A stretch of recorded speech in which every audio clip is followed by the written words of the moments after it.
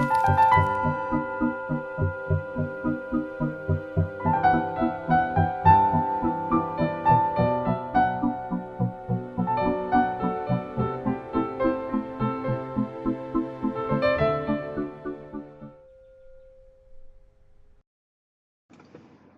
want to talk a little bit about this idea of compassion, not the concept of compassion that we read about or that we've heard in teachings or that we shared with friends, but learning to find exactly where our own sense of compassion is. No, our sense, our compassion.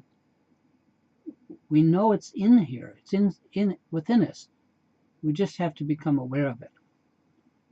And I'm very much a believer that what we need is always at hand, however obscured it may be by our whatever lack of awareness we have. We're not aware of it. Perhaps we don't see it, or if we see it, we don't credit it. I think that's a big factor. We don't give ourselves enough credit to even allow it. No one on this planet is entirely without compassion, although it may not always extend to other human beings. Some folks like their little dog or cat. Certainly I loved my dog until he died fairly recently, a lot. So they feel very deeply about all animals.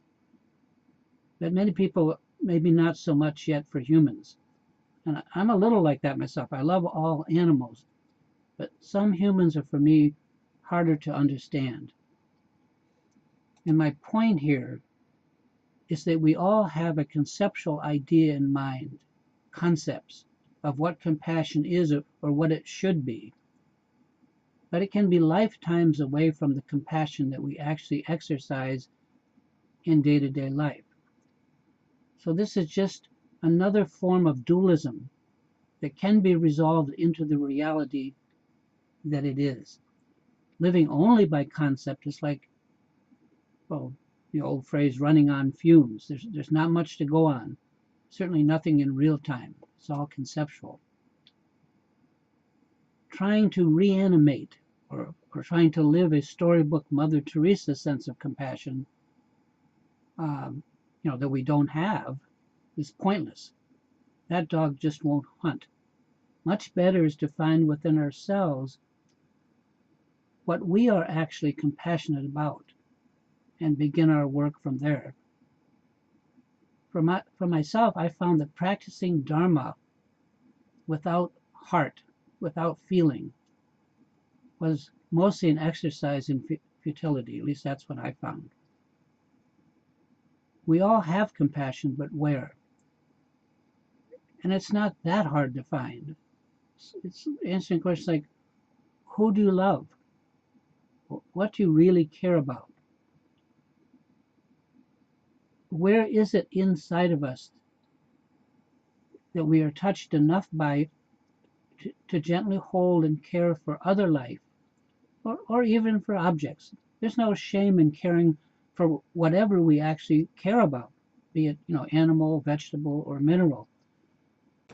We all start somewhere because we all are somewhere right now. We all are somewhere with our sense of compassion.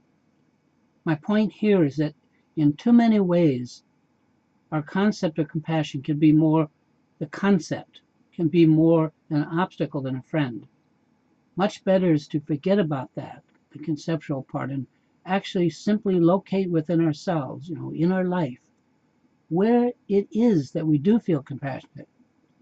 Where is it that we feel kindness, exercise care or love, and find our feelings overflowing? Kind of like one of those divining rods for water.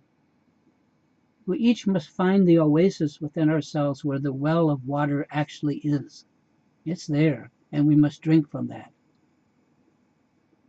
As for concepts, let what is merely conceptual, but we tried to maintain a concept, let it dry up and just blow away. Our current sense of compassion, and we all have one, is like the starter that they use in making bread. They call it the mother. And from that, whatever we have, that compassion that we have, we can expand it in real time. But we first have to be in touch with it. The Venerable Chogyam Trungpa Rinpoche used to tell a story. He told a story in his autobiography, which is called Born in Tibet, of watching a tiny puppy be crushed to death.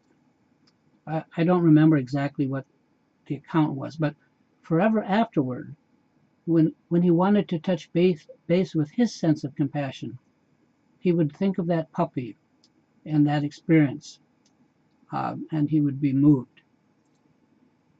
So that's, pretty good authority, that we all have a sensitive spot, and finding it can't be all that hard, because others seem to push our buttons easily. So we should be able to locate where we are vulnerable, where we really care, what we care about, what we're compassionate about. In fact, that would make a useful practice. Find out where we are compassionate, touch into that, feel it, and know that we have compassion, and know what our particular compassion feels like. It's a place to start. And anyway, some of that compassion is bound to rub off on all the other things in our life, if only gradually. It's a start, and it's the place to start. Now, on the old principle that like begets like, compassion, as any other virtue or quality, can either stay static, remain as it is, or can grow and expand. I think we know that nothing in this world of change is static. So we should get ready for compassion to grow and spread. If we're afraid that our compassion will shrink and die, I think we have to guess again. We can ignore our compassion, that's true. But my understanding is that compassion is an innate quality of our inner nature, in that it can only be discovered. It can only be uncovered more fully. It will never go away. And the reason I write this is because I have a hunch that trying to live up to a school book or a book concept of compassion, something conceptually perhaps way beyond our immediate capabilities, is just a waste of time. It's like sitting here spinning our wheels. Much better if we could find out where we naturally care, because that's where we already right now express kindness and love. And we could take a cue from our own selves, from our own sense of compassion, and nurture that and help it to grow, spread, and become ever more inclusive. Let us become more inclusive in what we care about or whom we care about.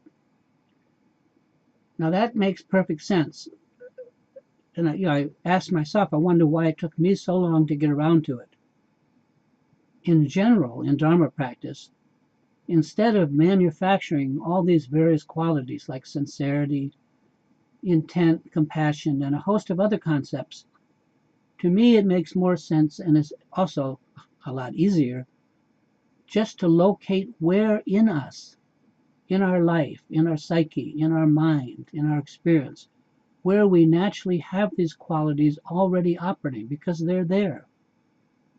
No matter how little or inadequate they may seem.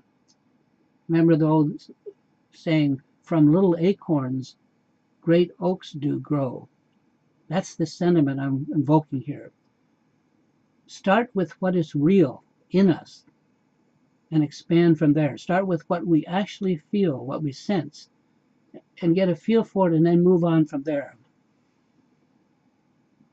Being in touch with our own authentic qualities, however small or feeble they may seem to us, is the armor that we need to persevere in Dharma practice, because it's authentic. And the moral of this little story is that it's not what we lack, but it's rather what we have that's important. And we have it all right here with us now. And of course, like all Dharma work, it comes down to being a problem of awareness, of becoming aware of what is already ours and ours to use. For example, like the mind itself.